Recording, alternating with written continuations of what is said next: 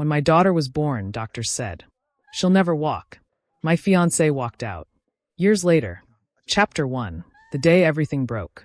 She was 5 years old the first time she looked up at me with those big brown eyes and asked the question I had been dreading since the day she was born. Mama, she said, her tiny voice soft like a whisper in church. Why does everyone else get to run and I cannot? I did not answer right away. I could not. My throat closed up the way it always did when the truth was too heavy to say out loud. I just knelt down on that cold hospital floor, right in the middle of the hallway where nurses were walking past us with clipboards and coffee cups, and I pulled my daughter, Naomi, into my arms so tight that I felt her little heart beating against my chest. I held her like I was trying to hold the whole world together. And in a way I was. Because what she did not know, what she could never know at 5 years old, was that just 4 years before that moment, a doctor had stood in front of me in a room that smelled like antiseptic and said those exact words. Not to her. To me. She will never walk. 4 words. Just 4 words. And yet those 4 words had the power to crack a woman's entire life right down the middle. They cracked mine. They cracked Solomon's too, the man who swore before God and his family that he would love me through everything. The man who had kissed my forehead just 2 hours before and whispered, "Whatever happens, we face it together." But some men say things they only mean for the easy moments. And when the easy moments ended, so did Solomon. Before I tell you how this story ends, I need to take you back to where it all began. Because some endings only make sense when you understand the pain that built them. My name is Miriam. Miriam Keke. I was 26 years old when I met Solomon Abra at a church conference in the first week of January. I know the exact date because I had written about it in my journal that night. January 7th. The night I thought God had finally answered the prayer I had been praying since I was 17 years old. Solomon was tall. Not just physically, though he was that too.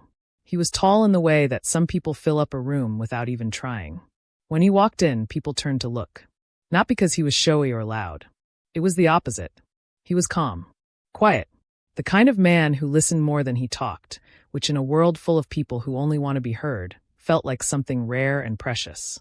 He found me standing alone near the back of the hall, pretending to read a pamphlet I had already read 3 times, and he said, "You look like you are somewhere else entirely right now." I laughed before I could stop myself. "Is it that obvious?" "Only to someone who does the same thing," he said. And he smiled. And that was it. That was the moment. We talked for 4 hours that night. We talked about our families, our faith, our dreams. He was an engineer who loved books. I was a secondary school teacher who loved music. We were different in the quiet, comfortable way that makes 2 people fit together rather than pull apart. By the end of that first night, he had my phone number, and I had already started imagining a future. 2 years later, he got down on one knee in the small garden behind my mother's house, with my mother watching through the kitchen window and pretending she was not watching, and he asked me to be his wife. I said yes before he even finished the question.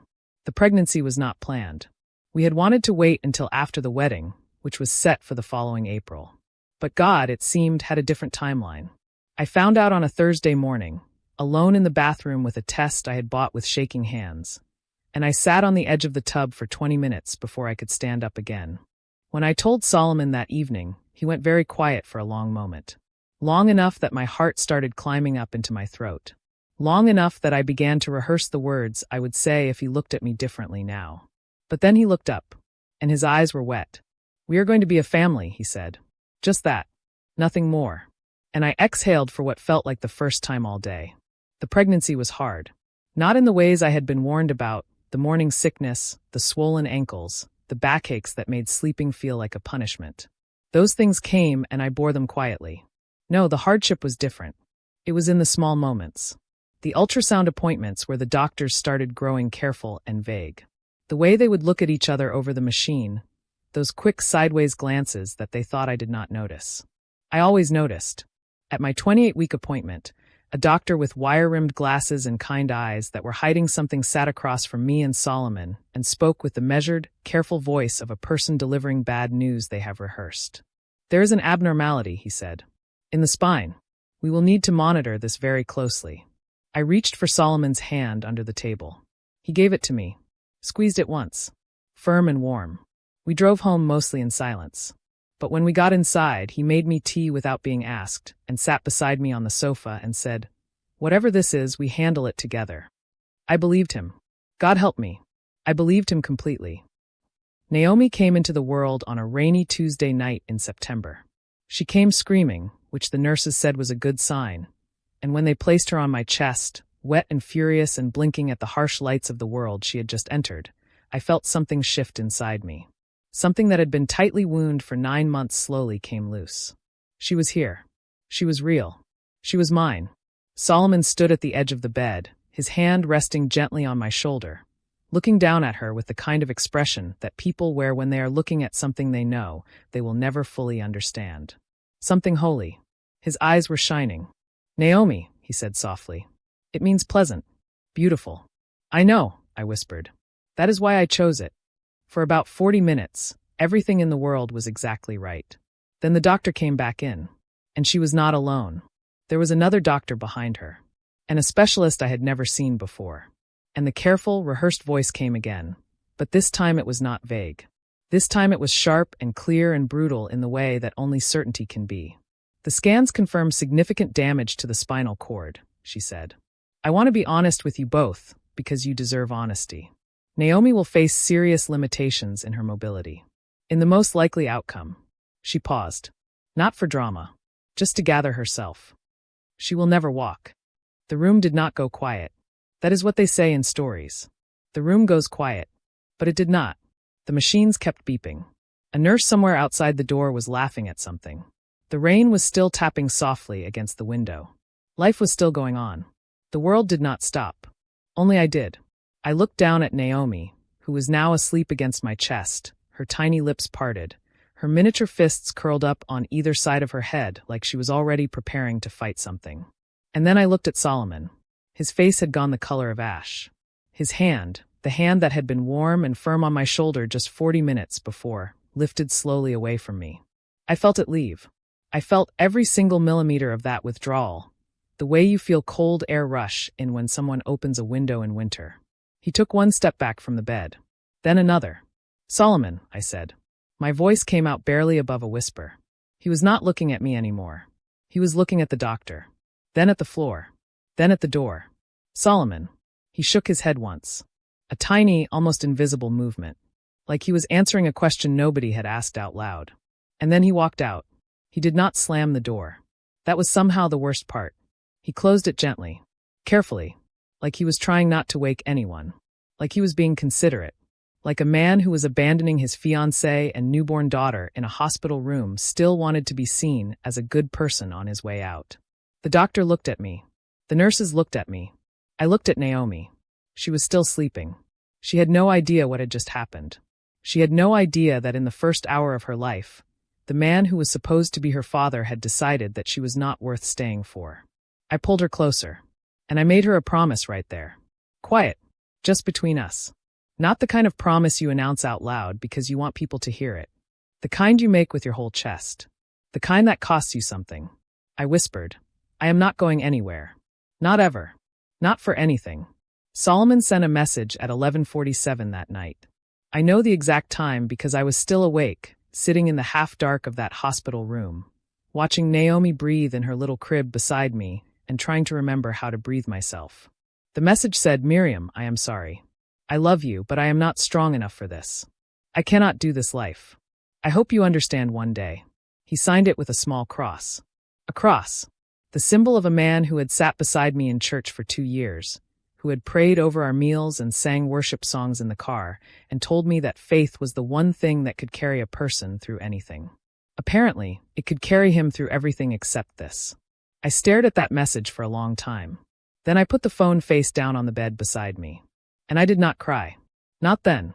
The tears did not come until 3 days later, when I was home and the silence of the apartment was so loud I could hear it pressing against the walls. They came then, all at once, like a dam breaking. I cried until I could not see, until my body had nothing left, until I was sitting on the bathroom floor with my back against the tub and my knees pulled to my chest, and my daughter was asleep in the next room, and I was completely alone. But I got up. That is the part one needs you to understand. I got up, because Naomi was in the next room, and she needed me more than I needed to fall apart. My mother, Deborah, arrived 2 days after I came home from the hospital. She did not call first. She just appeared at my door with 2 bags of groceries and a look on her face that told me she had already heard everything and was choosing to say very little about it, which is the most powerful kind of love. She cooked. She cleaned. She held Naomi for hours so that I could sleep. And at night, when she thought I was already asleep, I could hear her in the kitchen praying very softly. Praying for Naomi. Praying for me. Praying, I think, for Solomon too, though not with kindness. "Mama," I said one morning, when we were sitting at the kitchen table with our tea, and the early morning light was coming through the window in that soft golden way that makes hard things look a little more bearable. "Do you think she will ever walk?" My mother was quiet for a long moment. She looked down at her cup. Then she looked up at me, and her eyes were the eyes of a woman who had buried a husband, raised 3 children on a teacher's salary, and never once asked the world to be fair. "I think," she said slowly, "that God does not put fire in a child's eyes for nothing." I looked over at Naomi, lying on her mat in the corner of the room, reaching up at a little stuffed toy that hung above her, grabbing for it with both hands, furious when she missed, trying again immediately. And I thought, yes, there is fire there. I can see it. I just had no idea yet how bright that fire was going to burn. The months that followed were the hardest and most quietly beautiful months of my life. We started therapy when Naomi was 4 months old. 3 times a week, a therapist named Grace came to the apartment and worked with Naomi's legs, her back, her arms. Gentle exercises that looked small but meant everything. I watched every single session. I took notes. I asked questions until Grace probably went home exhausted from explaining things. And then in between sessions, I would do the exercises myself, following the notes I had written, singing to Naomi while we worked because she responded to music the way most babies respond to sleep. It calmed her. It focused her. It made her try harder. I started to see small things. A tiny resistance in her leg when I moved it a certain way. A reaching and a turning and a pushing that had not been there before. They were not dramatic moments. They were just small, stubborn little flames. But I collected them like a woman collecting coins, every single one, understanding that enough small things could one day become something large. Solomon called once. Just once. When Naomi was 3 months old. His voice was different on the phone. Quieter. Like a man who had been living inside his own guilt and had finally gotten tired of the sound of it. "How is she?" he asked. "She is wonderful," I said. And I meant it. There was a long pause. Then, "And you?" "I am surviving," I said. Which was the truth. He said he was sorry again. I said I knew. He asked if he could be involved. I said I needed time to think about that. He said he understood. We hung up, and I sat very still for a moment, waiting to feel something. Anger. Sadness. Even a little relief that he had called. But I felt mostly nothing. Not the cold nothing of bitterness. Just the quiet nothing of a woman who has already begun building a life that does not have a space in it shaped like him anymore. That surprised me more than anything. The not needing him. I had expected it to feel like an absence. Like something missing. Instead, it felt like room. It was on a Thursday afternoon, when Naomi was 11 months old, that something happened that changed the direction of everything. I had taken her to a new specialist. A pediatric neurologist named Dr. Ezekiel Asante, who had been recommended to me by Grace with a quiet intensity that told me this was not a casual recommendation. Dr. Asante had an office on the 4th floor of the hospital with a window that overlooked a small courtyard garden. And he had a way of speaking about children, as though they were not problems to be solved, but mysteries to be understood. He examined Naomi for a long time. Longer than any other doctor had. He watched her, tested her, moved her limbs carefully, and observed her reactions with the focused patience of a man who had learned that rushing produces errors. Finally, he sat back, and he looked at me with the kind of look that makes your hands go still in your lap. "Mrs. Okeke," he said, "I want to tell you something, and I want you to hear all of it before you react." I nodded. My heart was very loud in my ears. The earlier assessment was not wrong. The damage is real. The challenge is real. He paused. But the earlier assessment also did not account for neuroplasticity, for the capacity of a young brain and spine to find new pathways, to work around damage in ways that frankly still surprise us. He glanced at Naomi, who was sitting in my lap trying to eat my lanyard. "And your daughter has something I do not often see at this stage." "What?" I asked. My voice was very small. "Response," he said. Strong, consistent, unprompted motor response in both legs. More than I expected. Significantly more. I stared at him. What does that mean? Dr. Asante leaned forward slightly. It means, he said carefully, that I am not ready to say never. Not yet. The world tilted. I had been carrying the word never for 11 months. I had built my entire inner life around it, my grief, my acceptance, my hope, all carefully constructed around that one immovable word. Never. And this man was sitting in front of me, saying he was not ready to use it. I did not cry in his office. I held it together through the rest of the appointment, through the follow-up scheduling, through the walk to the car, through buckling Naomi into her seat and starting the engine. And then I sat in the parking lot of that hospital for 11 minutes, and I cried the way I had not cried since the night Solomon left. But this time the tears were not from loss. They were from something I had almost forgotten how to feel. Hope. Real, frightening, fragile hope. I drove home that day with something warm sitting in my chest. Something that I protected the way you protect a candle in the wind, curving your hands around it, shielding it, feeding it carefully because you know one wrong breath and it is gone. I did not tell anyone except my mother. Not yet. Hope that young is too tender to be passed around. But I started doing the exercises twice as long every day. I started researching every paper Dr. Asante had ever published. I started reading about children who had defied early diagnoses, finding their stories online in forums and comment sections and old news articles, reading them late at night with Naomi asleep in the next room and tears running quietly down my face. They had done it. Other children had done it. Not all of them. Not most of them. But some. And some was enough. Some was everything. Naomi had fire in her eyes. My mother said so. Dr. Asante saw a response in her legs that surprised him. And I had made a promise in a hospital room that I intended to keep with every single cell in my body. We were going to fight. I did not know then what that fight would cost me. I did not know the sleepless nights ahead, the financial strain, the loneliness of being the only one cheering in a race that most people thought was already over. I did not know about the man I had not yet met, the one who would walk into our lives in the most unexpected way and slowly, quietly, without permission, become the thing that finally made me believe the world was not all loss. And I did not know that Solomon, the man who had walked out of that hospital room 3.5 years ago and gone quiet, was about to come back. He had seen something, heard something. Something about Naomi that had apparently shaken loose whatever it was that shame had sealed shut inside him. His message came on a Sunday morning, while I was sitting on the floor of Naomi's room watching her do something I still could barely breathe when I thought about. Something the doctors had said she would never do. His message said, Miriam, I need to see her. Please. I need to see my daughter. I read it once. I read it again. And then, slowly, I set my phone down on the carpet beside me. Because Naomi was not looking at the phone. Naomi was not looking at me. Naomi was looking straight ahead, her jaw set, her little hands gripping the edge of the low table in front of her, her whole small body shaking with the effort of what she was trying to do. And then she did it. She stood up, on her own 2 feet. Wobbly and trembling and fierce and absolutely alive, she stood. My whole body went cold, and then warm, and then cold again. My hand flew to my mouth. A sound came out of me that I had no word for. Something between a sob and a laugh and a prayer. Naomi, I whispered. She turned her head slowly and looked at me. And she smiled. That enormous, gap-toothed, full-faced smile of hers that she had been smiling since she was 3 months old. The smile that had carried me through every hard night of the last 3 years. She smiled at me like she knew exactly what she had just done. Like she had been planning it. And in that moment, Solomon's message and the ache of those years and every single tear I had ever cried on that bathroom floor, all of it fell away. It just fell away like leaves off a tree in the first wind of a new season. Because my daughter was standing.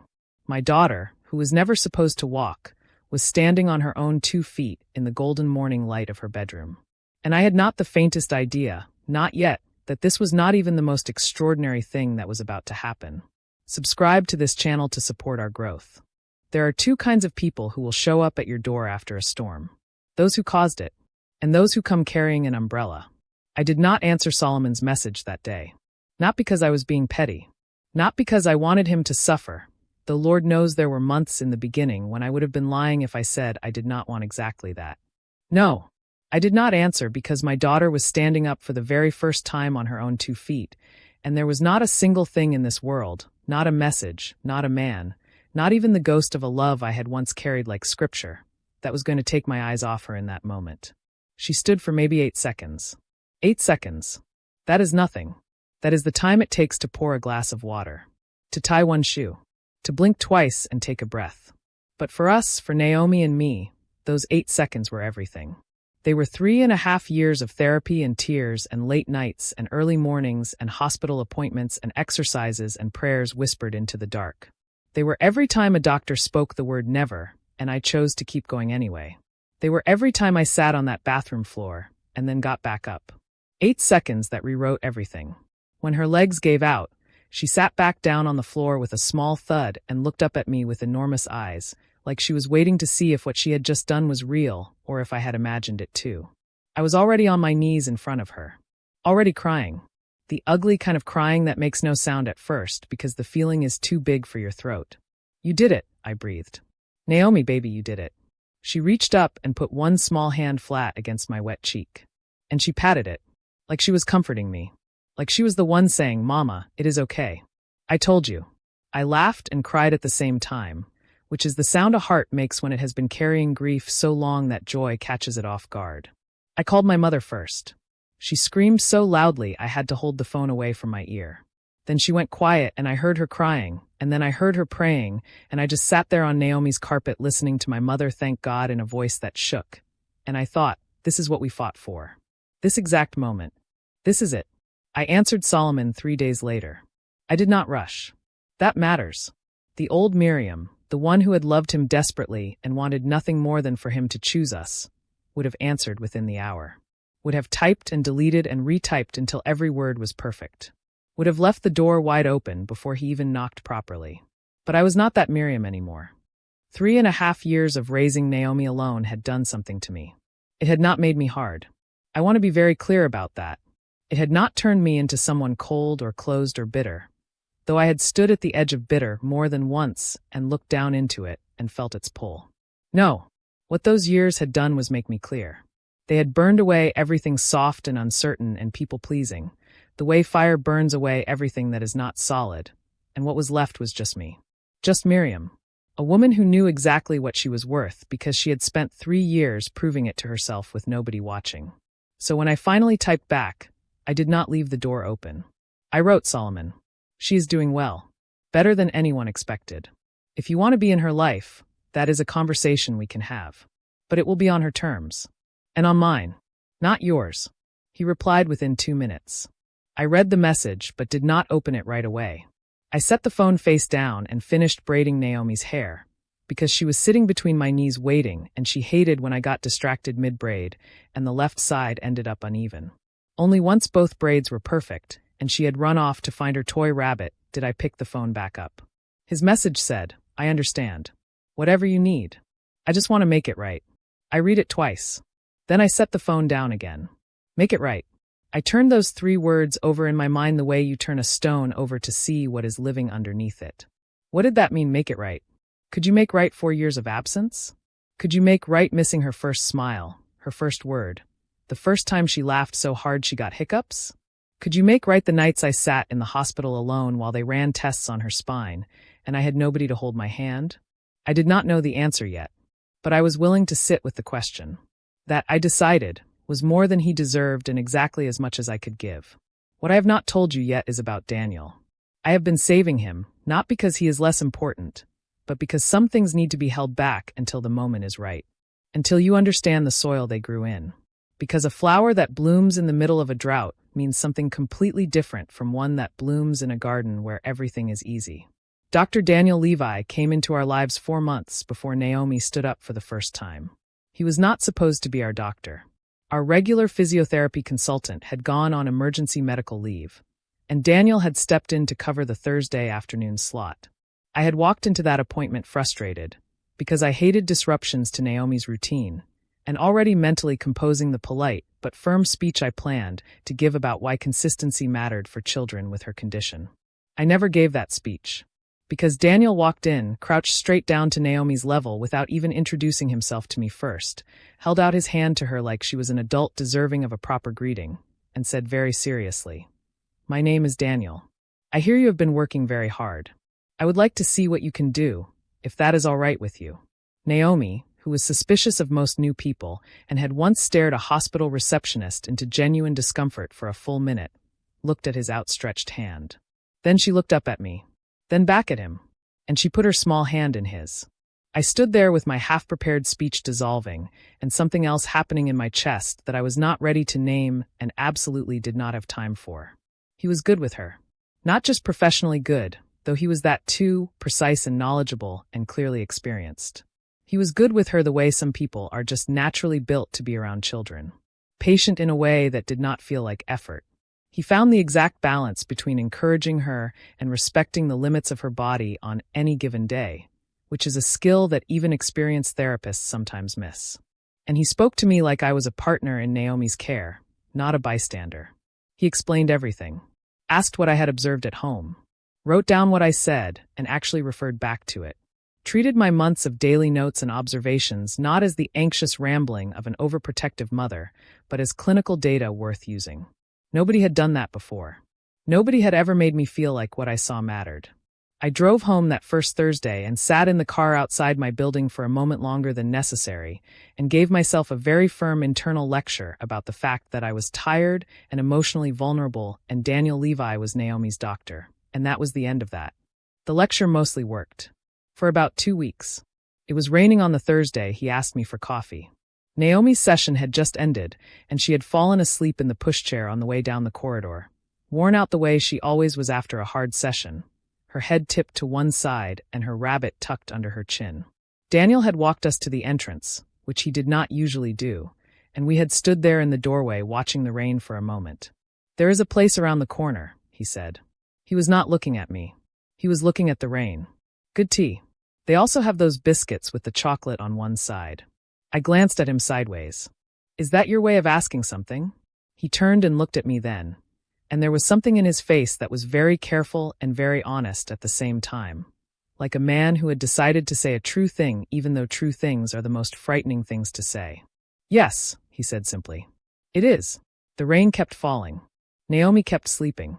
And I stood there at the crossroads of safe and terrifying and thought about all the reasons I should say no. I was not ready. I was too tired. My life was too complicated. I had a daughter with complex needs and an ex-fiancé who had just reappeared in walls I had built so carefully over 3 years that I was not sure I even remembered how to take them down. I thought about all of that. And then I said, "She likes the ones with chocolate on one side too." Daniel looked at Naomi sleeping in the pushchair. And he smiled the kind of smile that starts slow and then takes over the whole face. "Then she has excellent taste," he said. We walked out into the rain. The coffee became a habit, then a ritual, then the thing I found myself looking forward to on Wednesdays, which was the day before Thursdays, which was the day I would see him. He was not what I had expected. I had expected someone smooth. Someone who knew he was kind and used it consciously the way some people use charm, as a tool to get what they want. But Daniel was not like that. He was awkward in small, endearing ways. He always ordered and then immediately second-guessed his order. He had a habit of going very quiet mid-sentence when he was thinking, long pauses that would have felt rude from anyone else, but from him just felt like honesty. He laughed at his own jokes half a second before the punchline, which should have been annoying and was somehow not. And he loved Naomi. Not as a patient. Not as a professional obligation. He just loved her. I watched it happen slowly and tried not to let it break me open. The way he kept a small tin of the chocolate biscuits in his desk drawer for after her sessions. The way he remembered every detail she told him, that her rabbit was named Titus, that her favorite color was orange, but only the dark kind, not the bright kind, that she did not like it when people talked about her like she was not in the room. He never talked about her like she was not in the room. One evening, about 2 months in, we were sitting in the little coffee place with Naomi drawing on a paper placemat between us, and Daniel was watching her with an expression I was not sure he knew was on his face. Open. Soft. The expression of a person watching something they already love and are only just realizing it. "She is remarkable," he said quietly. Not to impress me. Just because it was true. "I know," I said. He looked up at me, and something passed between us in that moment that neither of us tried to catch or name. Something that understood it did not need to be named yet. Something patient.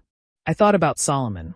about how fast and loud and certain everything with Solomon had been, the big feelings and the big promises and the big presents that had turned out to be mostly surface. Daniel was nothing like that. Daniel was the kind of quiet that goes all the way down. Solomon came to meet Naomi on a Saturday morning in October. I had chosen a public place, a park near our building with a little duck pond that Naomi loved. My mother came with me because I was not a fool, and because my mother has a look she can give a grown man that is more effective than any words I know. I saw him before he saw us. He was standing near the entrance with his hands in his pockets, and he looked older. Not in a bad way. In the way of a man who had been living with something heavy for a long time, and it had settled into his face. He had lost weight. His eyes, when they found mine across the path, did something complicated. Then they dropped to Naomi. She was in her small walker, the one she had started using 2 months before, moving along the path with the fierce concentration she gave to everything physical. Step. Push. Step. Push. Her tongue was slightly out the way it always was when she was focused. Solomon made a sound. I cannot describe it. It was not a word. It was just a sound from somewhere very deep, the sound of a man seeing for the first time what he had walked away from. Naomi stopped and looked up at him with those direct, fearless eyes of hers. "Who are you?" she asked. The question landed like a stone into still water. My mother and I both went very still. Solomon crouched down slowly. His jaw was tight. His eyes were shining. "My name is Solomon," he said. His voice cracked on the last syllable. Naomi studied him for a long, unblinking moment. Then she said very matter-of-factly, "You have sad eyes." Solomon closed those sad eyes for just a second. When he opened them, one tear had escaped down his left cheek. He did not wipe it away. "Yes," he said. "I suppose I do." Naomi looked at him a moment longer. Then she turned back to her walker and continued down the path, because she had ducks to visit, and that was not going to wait for anyone's feelings. I watched Solomon watch her go, and I felt something I had not expected to feel. Not anger, not satisfaction, not even sadness, though sadness was in there somewhere underneath. I felt sorry for him, because he was standing there watching his daughter walk away from him, and she was actually walking, defying everything anyone had ever said about her, and he had missed every single day of the fight that made that possible. He had missed it because he chose to miss it. And now he had to stand there and look at the miracle he abandoned and know that he had no part in it. That, I thought, was its own kind of punishment. One I had not designed and did not need to. My mother placed her hand on my arm. I looked at her. She said nothing. But her eyes said, "You are doing well, my daughter. You are doing so well." I took a breath. And I went to follow Naomi to the duck pond. That evening, after Naomi was in bed and the apartment was quiet, my phone rang. I expected Solomon. I had been half-braced for it all afternoon, whatever he needed to say after a morning like that. But it was Daniel. "I know it is late," he said when I picked up. "I just wanted to check how today went. You do not have to talk about it if you do not want to. I just wanted you to know someone was thinking about you." I sat down slowly on the sofa. Someone was thinking about you. Such a small sentence. So quiet and undramatic. No grand gesture. No performance. Just a man calling on a Saturday evening to say, "I know today was hard, and I was thinking about you." I pressed my free hand flat against my chest because something in there had started doing something I was not entirely in control of. "It was hard," I said. "But we're okay." Naomi was incredible. "She always is," he said. And I could hear the smile in it. We talked for an hour. About nothing important. About everything that mattered. And when we finally said goodnight, I sat in the quiet of my living room for a long time afterward, looking at nothing, feeling something. The walls I had built so carefully were still standing. But there was a door in them now. And for the first time in a very long time, I was thinking about what it would mean to open it. What I did not know, what I could not possibly have known sitting there in the quiet of that Saturday night, was that in less than 3 weeks, everything was going to change again. Solomon was going to come back. Not with a message. Not from a safe distance. He was going to come back with something that would force me to make a decision I had been avoiding since the day he reappeared. And Daniel, steady, quiet, certain Daniel, was going to do something that would either bring those walls down completely or confirm every fear I had spent 3 years building them to protect against. And Naomi, my daughter who was never supposed to walk, was going to do something in front of both of them that would leave not a single person in that room unmoved. Something that would make even a woman who had stopped believing in perfect moments stop and think that maybe, just maybe, some things in this life are not accidents. Maybe some things are exactly what they were always meant to be. Subscribe to this channel to support our growth. You can love someone deeply and still know that love alone was never going to be enough. That is not a sad thing. That is just the truth. It started with a phone call I did not expect on a Tuesday morning. Naomi was at the kitchen table eating her toast, tearing the crusts off with the focused precision she applied to everything she did not enjoy, when my phone buzzed against the counter. I glanced at the screen. Solomon. I looked at Naomi. She was now stacking her crusts into a small tower and quietly judging it. I stepped into the hallway and answered. Miriam. His voice was tight, controlled in the way of someone who has rehearsed what they are about to say and is now terrified the rehearsal was not enough. I need to ask you something, and I need you to hear me out before you say anything. Go ahead, I said. There was a pause. I heard him breathe in, then out, then in again. I am being transferred to London, he said. For work. I leave in 6 weeks. And before I go, I want to do the right thing. For Naomi. I want to set up a proper financial arrangement. Monthly. Consistent. I have already spoken to a lawyer. I am not asking for anything, Miriam. I am not asking for a relationship or forgiveness or any more time than you are willing to give. I just need you to know that I am not going to disappear again. Not financially. Not completely. The hallway was very quiet. Through the kitchen door I could hear Naomi humming something to herself, some song she had learned at therapy, soft and tuneless and completely contented. I had imagined this moment before. The moment Solomon would try to do something right. I had imagined it in the early days when I was still angry enough to have planned exactly what I would say. Some version of too late, some version of money does not buy back for years. I had those speeches ready. Polished. Devastating. But standing there in the hallway listening to him breathe nervously on the other end of the line, I found I did not want to give any of them. Not because I had forgiven everything. I was still working on forgiveness, still turning it over like a difficult piece of a puzzle that you know must fit somewhere, but cannot yet find the right angle for. But because those speeches were built for a Miriam who still needed to win something. And I did not need to win anymore. I had already won. My daughter was standing up. I was standing up. We were fine. We were more than fine. Send the lawyer's paperwork, I said. I will have someone look at it. Another pause. Longer this time. That is all. What else did you want me to say, Solomon? He was quiet for a moment. Then softly, so softly I almost missed it. I wanted you to tell me it is not too late. Something in my chest tightened. Not with love. With something older and more complicated than love. With the memory of love, which is its own particular ache. For Naomi, I said carefully, it is not too late. She needs a father.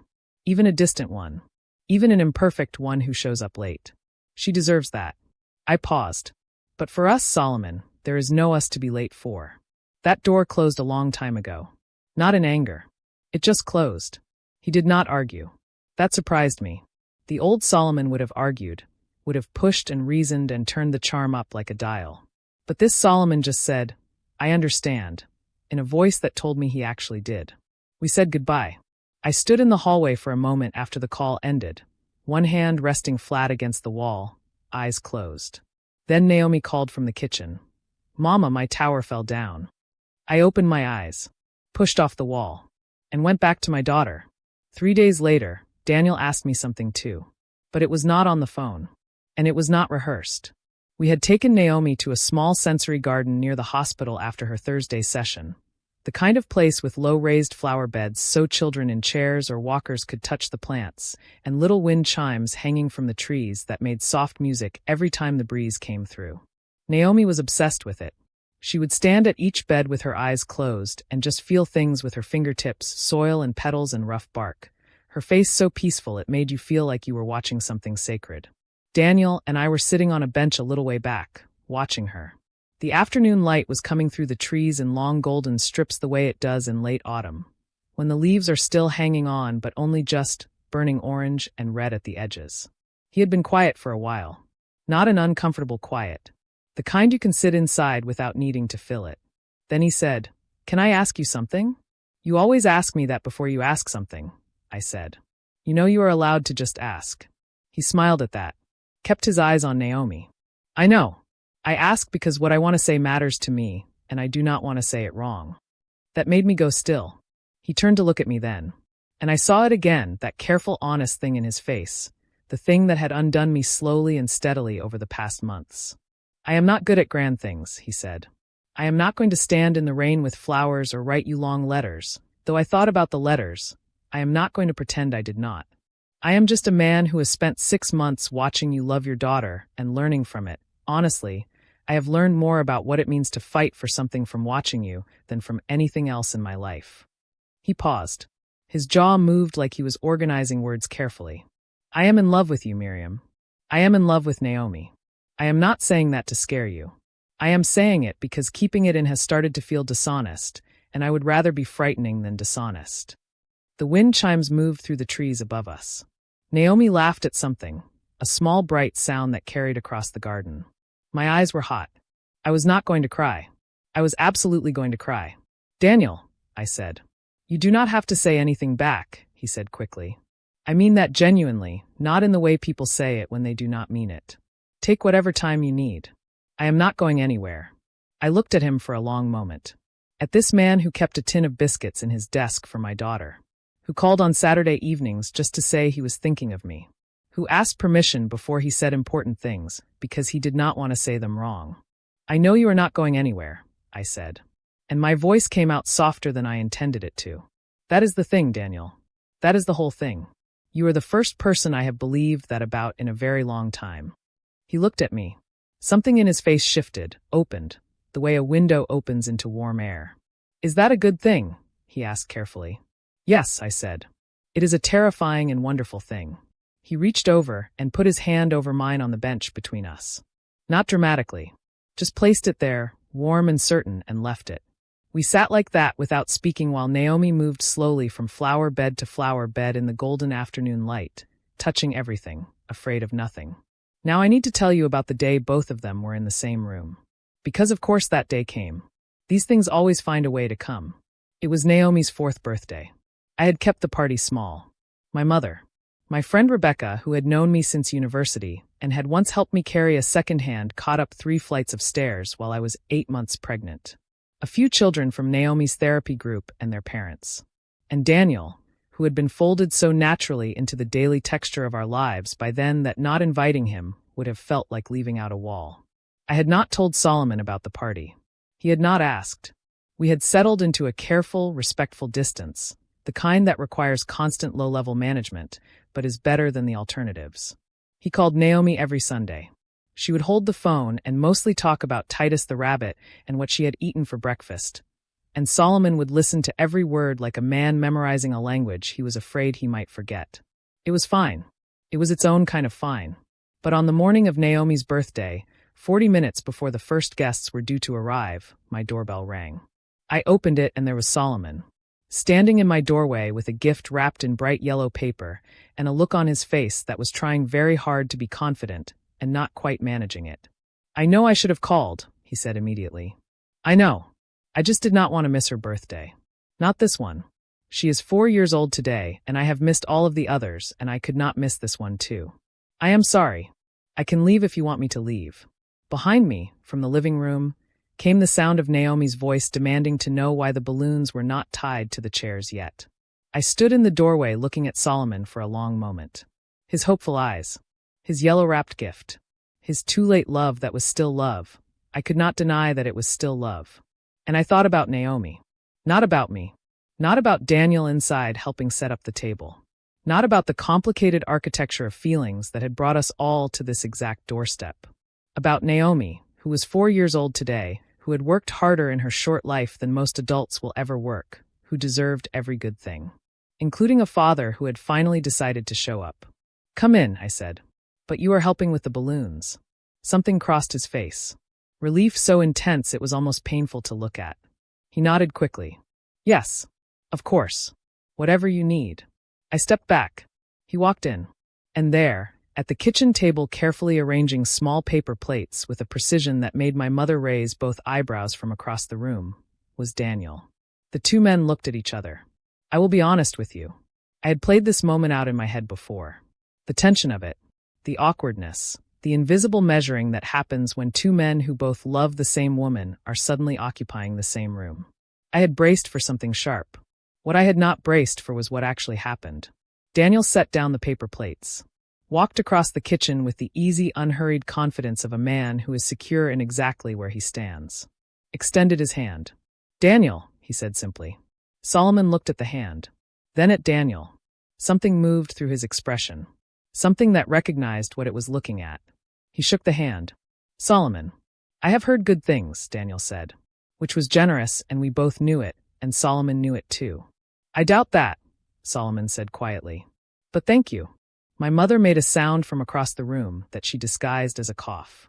Rebecca caught my eye and communicated approximately 14 emotions in one raised eyebrow.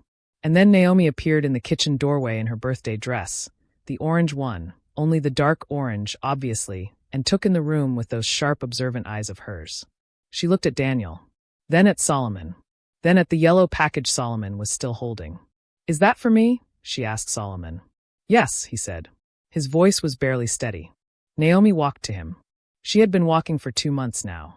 Short distances, slow, with enormous effort and enormous dignity. Every step looked like a decision. But she walked to him, and she held out her hands for the gift, and Solomon went down on one knee to be at her level and held it out to her, and his hands were shaking. She took the gift. Then she looked at his face very seriously. "Your eyes are less sad today," she told him. Solomon made a sound that was not quite a laugh and not quite a sob. He pressed his lips together hard. Nodded once. "You are right," he managed. "They are." Naomi nodded, satisfied, and turned back toward the living room with her gift. Then she paused. Turned back around. "You can come to my party," she said. Matter of fact. The way she said everything. "But you have to do the balloons." Mama said. And then she was gone. The kitchen was very quiet for a moment. Then Daniel laughed. A real, full laugh surprised out of him. My mother pressed her hand over her mouth. Rebecca made no attempt whatsoever to hide her tears. And Solomon, kneeling there on my kitchen floor with wet eyes and shaking hands, laughed too. Broken and real and completely helpless. It was the most human I had ever seen him. Later, after the cake and the songs, and after the children had gone home and my mother had tactfully taken Naomi for a bath, Solomon stood at my front door in his coat and held my gaze for a long, honest moment. "He is a good man," he said. I did not pretend not to know who he meant. "Yes," I said. "He is." Solomon nodded slowly. "She is going to be okay, is she not?" "Naomi. She was always going to be okay," I said. "She decided that herself." He smiled at that. A real one. Tired and complicated and real. "Take care of yourself, Miriam," he said. "You too, Solomon." He walked down the path, and I watched him go, and I waited for the ache that used to come when I watched him leave. The one that had lived in my chest for years like a bruise that would not fully heal. It was not there. In its place was something quieter. Something that felt strangely like peace. I closed the door and turned around. Daniel was standing at the end of the hallway with 2 cups of tea, because of course he was, leaning against the wall with his ankles crossed, and the particular expression of a man who is trying to look casual, and is mostly succeeding. "Tea," he said. I looked at him. At this steady, unhurried, biscuit-tin-keeping man who had walked into our lives and simply refused to leave. "Yes," I said. "Tea." I walked toward him. And the door at the end of the hallway, the one behind which Naomi was currently informing my mother at high volume that Titus also needed a bath, was the brightest, most ordinary, most beautiful door I had ever seen. We were not at the end yet. I knew that. There were still hard things ahead. There would always be hard things ahead because that is the nature of real life and real love and real children who are fighting their way toward a future nobody gave them permission to want. But we were here, together, standing on the right side of everything we had survived. And for the first time since the night a doctor said 4 words that were supposed to close a door forever, I felt it completely and without apology. We were going to be fine. Subscribe to this channel to support our growth. Some stories do not end with fireworks. Some end with something quieter and truer, and so much harder to hold. A small hand in yours, and the sudden understanding that you made it. 6 months after Naomi's 4th birthday party, on a Saturday morning in April, when the light came through the windows soft and clean the way spring light does when it has just decided to mean it, my daughter walked across our living room without her walker. Not shuffling. Not gripping the wall. Not the careful, determined two-step she had been practicing for months with her jaw set and her eyes fixed on the other side of the room, like it was a finish line she intended to cross if it took everything she had.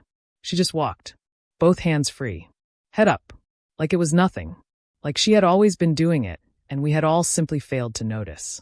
I was standing at the kitchen counter with a cup of tea halfway to my mouth, and I froze. Completely. The cup just stopped in the air. Daniel was at the table behind her, reading something on his tablet, and I watched him look up and go still in exactly the same way, the exact same arrested moment. The two of us turned to stone by the same miracle.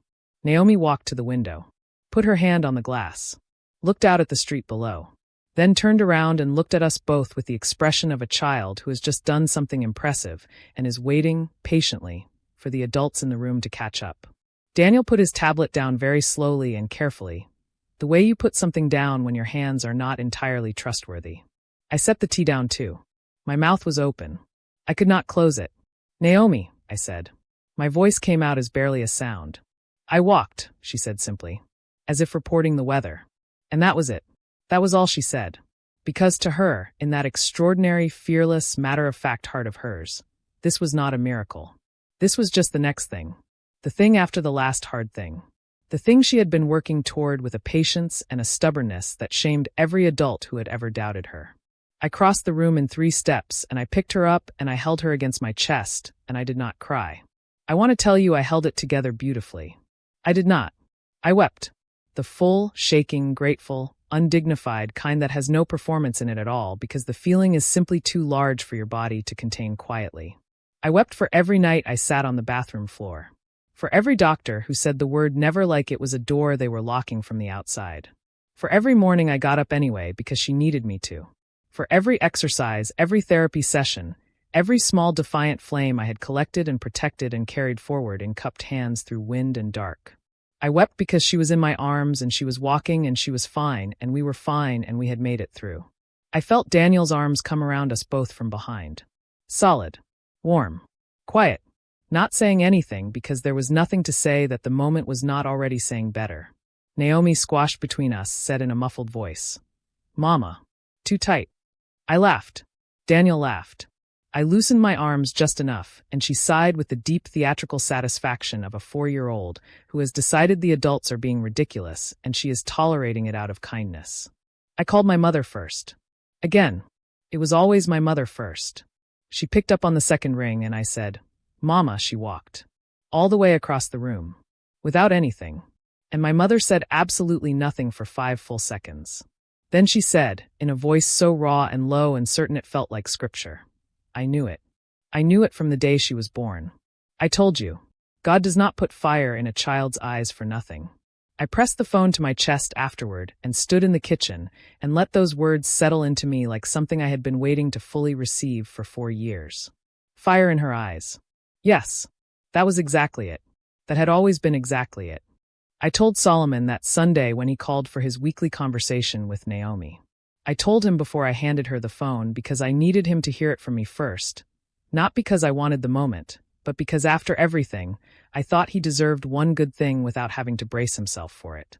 She walked, I said. Yesterday morning. Across the whole room. On her own. The silence that followed was not empty. It was full. Completely full. "Solomon. I am here," he said. Hoarse. "I am here, He stopped. Started again. She actually walked. She actually walked, I confirmed. He made a sound then that I will carry with me for the rest of my life. Not because it was beautiful. Because it was honest. It was the sound of a man receiving news that was wonderful and devastating at the same exact time. Wonderful because his daughter had defied every terrible prediction. Devastating because he had not been there to see it. Had not been there for any of it. Had made a choice 4 years ago in a hospital room that meant he would spend the rest of his life on the outside of moments like this one, pressing his face to the glass. I did not say anything. I just let him feel it. He had earned the right to feel it fully. After a moment he said quietly, "Thank you for telling me." "She is your daughter," I said. "You needed to know." I handed the phone to Naomi. She took it and immediately launched into a full account of what Titus the rabbit had eaten for breakfast. Solomon listened to every word. I could hear him trying to steady his breathing on the other end of the line, and mostly succeeding. That was the last time I heard grief in his voice when we spoke. Not because he stopped caring, but because grief, like love, changes its shape over time. It settles, finds a place to live quietly instead of loudly. And what replaced it slowly over the months and calls that followed was something better. Something that looked a lot like a man learning, one Sunday phone call at a time, how to be whatever kind of father was still available to him. It was not the father Naomi deserved from the beginning, but it was real. And real, I had learned, is worth more than perfect. Daniel proposed on a Wednesday evening. Not a special Wednesday. Not a planned Wednesday. Just a Wednesday in July when the windows were open and the apartment smelled like the dinner we had just eaten and Naomi was asleep in the next room with Titus tucked under her chin. He did not have a ring. He told me that immediately, before anything else. "I do not have a ring," he said, sitting across from me at the kitchen table with his hands flat on the surface like he needed to feel something solid. I thought about getting one first, and then I thought, no, she should choose it. She has earned the right to choose everything. I looked at him. My Daniel. My steady, unhurried, biscuit-tin-keeping, Saturday evening calling man. "I want to be her father," he said. "Not I want to marry you." That came second. He said I want to be her father first, because he understood, he had always understood, that with us, Naomi came first. She was not a complication to be managed or a responsibility to be accepted with patience. She was the whole point. She was the reason I was the woman sitting across from him. She had made me, and he loved what she had made. "I want to be there for her school plays and her arguments and her victories and her hard days," he continued. "I want to be the person she calls when she is 23 and something has gone wrong and she needs someone who is not her mother. I want to be in the room for all of it. All of it, Miriam." His eyes were very bright. "And I want you," he said. "I want your stubbornness and your courage and the way you cry when you are proud of something, which is very often, and the way you write everything down in notebooks like the world might forget what happened if you do not record it. I want all of that. Every day. For as long as you will let me." I had promised myself I would not cry again for a while. I had cried so much in the past 4 years that I felt I had used up some global allowance and should be conserving what was left. I cried. "Yes," I said. Through the tears. Undignified and certain and completely unashamed. "Yes, Daniel. Obviously yes." He reached across the table and took my hands in both of his. And we sat there in the ordinary yellow light of our kitchen on a nothing special Wednesday in July, and it was the most complete I had felt since before the word never entered my life and tried to define it. Naomi found out the next morning. We told her together, sitting on her bed while she looked at us with those serious, considering eyes. We told her that Daniel wanted to be her father, if she would like that. That nothing would change in the ways that mattered, and everything would grow in the ways that should. That she could take as much time as she needed to feel however she felt about it. She was quiet for a long moment. Then she looked at Daniel very directly. "Will you still bring the biscuits?" she asked. Daniel pressed his lips together very hard. "Every single week," he managed. Naomi nodded. Decision made. She reached over, picked up Titus from beside her pillow, and placed the rabbit in Daniel's lap with the gravity of a judge issuing a verdict. "Titus likes you," she said. "So it is okay." Daniel looked down at the rabbit, then at me. His face was doing the thing it did when feelings arrived faster than words could organize themselves. "Thank you, Titus," he said very seriously. "I will try to be worthy of it. There is a photograph from that morning. My mother took it when she came over an hour later and found the 3 of us still sitting on Naomi's bed. Naomi in the middle, Daniel on one side with Titus still in his lap, me on the other with my head resting back against the wall, and my eyes closed. We are all laughing at something. I cannot remember what. It does not matter what. What matters is the light in the photograph. The way it falls across all 3 of us equally. The way Naomi's head is tipped back with her mouth wide open in that enormous unself-conscious laugh of hers. The way Daniel is looking at her while he laughs. Not at the camera, not at me, at her. At this small, fierce, extraordinary child who walked into the world against all predictions and walked into his heart without permission and never once looked back. I have that photograph on the wall in our hallway now. I pass it every morning. And every morning it says the same thing to me. It says you stayed. When everything said stop, you stayed. When the room went cold and the door clicked shut and the only person left was you and a baby who needed everything you had, and then some, you stayed. And look what staying built. Naomi is 6 now. She runs. I want you to sit with that for a moment. The child who was never supposed to walk. She runs. She runs after the pigeons in the park, and they scatter in every direction, and she laughs her wide-open laugh, and does not stop. She never stops. She has never in her life been the kind of person who stops. She gets that from somewhere. I choose to believe she gets it from me. Solomon calls every Sunday still. He came to visit last Christmas, his first time seeing her in person since the birthday party, and she greeted him at the door and said, "You are late. We already had the good biscuits." And he laughed until he had to sit down. It was the most relaxed I had ever seen him. It was the first time I thought, maybe one day this will simply be what it is, not a wound, not a complicated thing, just a man who loves a little girl from a distance and is doing the best he can with what he failed to do at the start. We are not there yet, but we are on the road. Daniel and I got married in October. Small. Our garden. My mother in the front row already crying before a word was said. Rebecca as my witness, elbowing me in the ribs when I started crying during Daniel's vows, which was her way of saying I love you, and also please hold yourself together. Naomi was our flower girl. She walked down the aisle alone, both hands free, head up. Just like she had been doing since the morning, she stood up in her bedroom and smiled at me like she had always known she would. When she reached the front, she turned to face the guests, all 30 of them, with the total confidence of a person who has never once doubted that they belong exactly where they are standing. And she announced, in her clear, carrying, completely unwhispered voice, "I did the whole thing, and I did not even fall."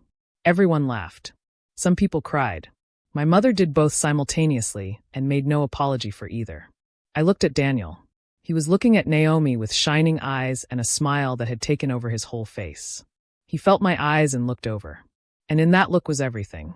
For years of hard mornings, of getting up off bathroom floors, of one-sided phone calls and therapy sessions and small stubborn flames kept alive through weather that should have put them out, of biscuit tins and Saturday evening calls and a man who asked permission before he said important things because he did not want to say them wrong, of a little girl who was told never and said, "Watch me."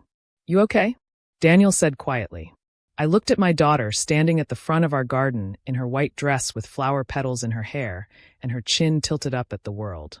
I looked at my mother, at Rebecca, at the people who had stayed. I thought about the hospital room, the cold draft where Solomon's hand had been, the click of the door, the silence after. I thought about getting up. I thought about all the times I got up. "Yes," I told Daniel. My voice was steady. My heart was full. "I am more than okay. I am exactly where I was always supposed to be." And that is where the story ends. Not with a tragedy overcome. Not with a villain punished. Just with a woman and her daughter, standing in the light they built themselves, exactly where they were always meant to be. Some doors close so the right ones can open. Some people leave so the right ones can stay.